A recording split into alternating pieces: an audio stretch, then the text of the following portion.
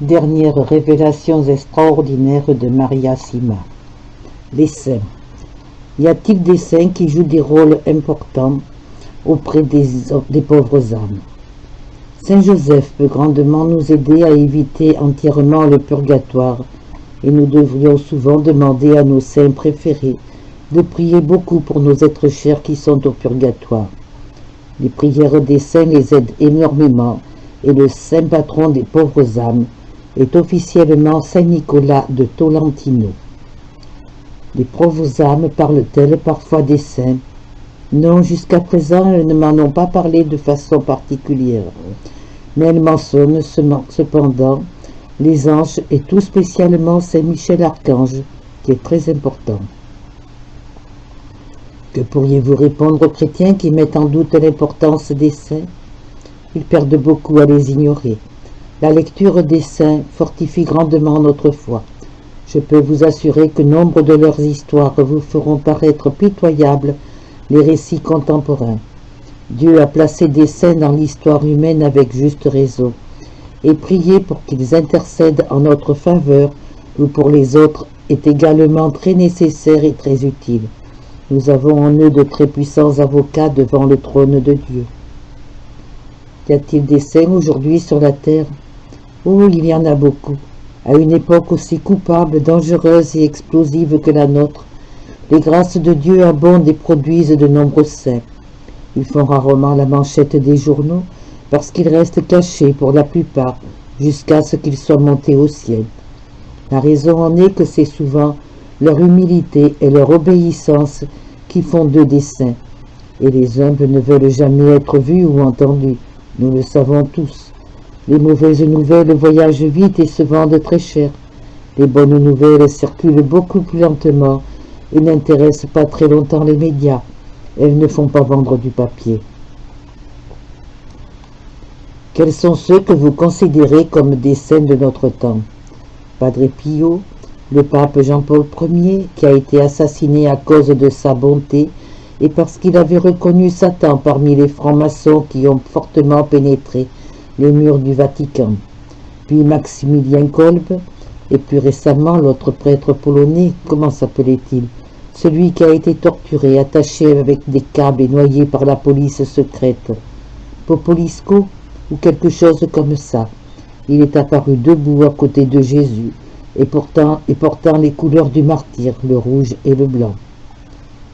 Maria Sima fait allusion au père Jerzy Popielusco, prêtre et directeur spirituel de nombreux membres du mouvement Solidarité en Pologne au début des années 80. Il a été assassiné le 19 octobre 1984 après avoir été battu, lié avec des fils électriques, et on l'a retrouvé noyé, lesté de pierre et la tête recouverte de sacs plastiques. Je pourrais citer d'autres noms et je sais que quelques-uns des plus grands sont encore parmi nous, mais cachés et protégés. Dans le nord de l'Italie, par exemple, il y a une église où les sœurs ont dû fermer les fenêtres du haut avant les messes d'un prêtre. Vous savez pourquoi?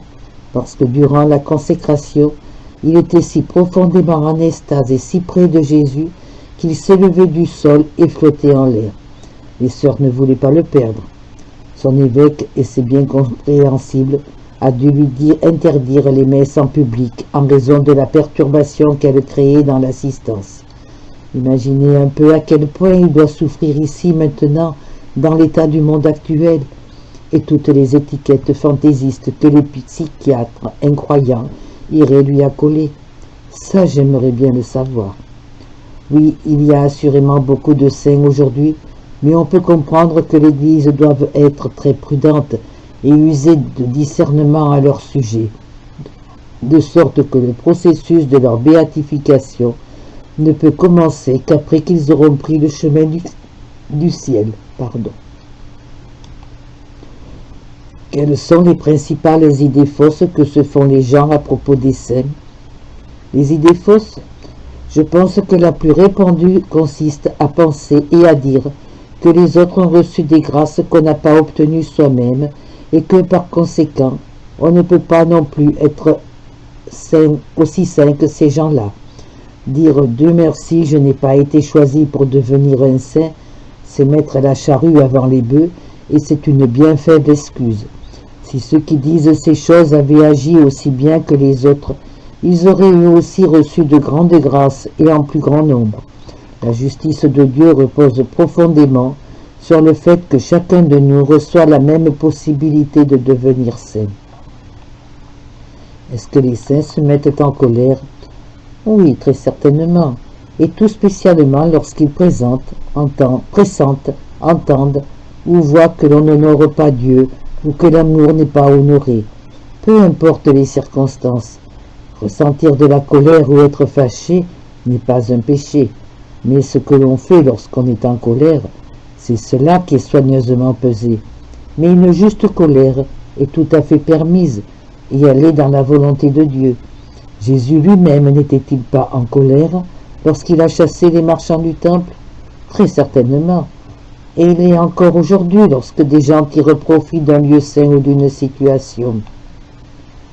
Sachant bien sûr que tous les saints sont entièrement différents, quel est selon vous le trait de personnalité le plus courant chez eux en dehors de l'humilité?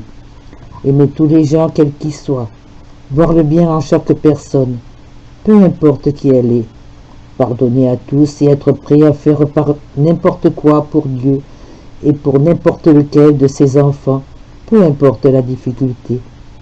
Je voudrais également ajouter que les saints semblent toujours avoir un respect et un amour particulièrement profond pour les très jeunes et les très âgés. Avez-vous personnellement l'impression d'avoir rencontré des saints? Oui, j'en ai rencontré. Une femme ici en bas, dans la vallée par exemple, dans la ville des Chinifis. Elle était alitée depuis longtemps, les jambes paralysées, et je crois qu'elle souffrait continuellement de douleurs terribles. Chaque fois que j'allais la voir, elle était rayonnante, et je lui ai finalement demandé comment elle pouvait être toujours aussi joyeuse. Elle m'a répondu qu'elle savait qu'elle sauvait ainsi de nombreuses âmes, et qu'elle considérait comme un privilège de pouvoir faire cela pour Dieu. Elle était, je crois, une véritable sainte. Pourriez-vous me donner les noms de quelques saints vivants que vous connaissez? Non, cela leur attirerait des souffrances inutiles et mettrait aussi en danger leur profonde humilité qui en serait affaiblie.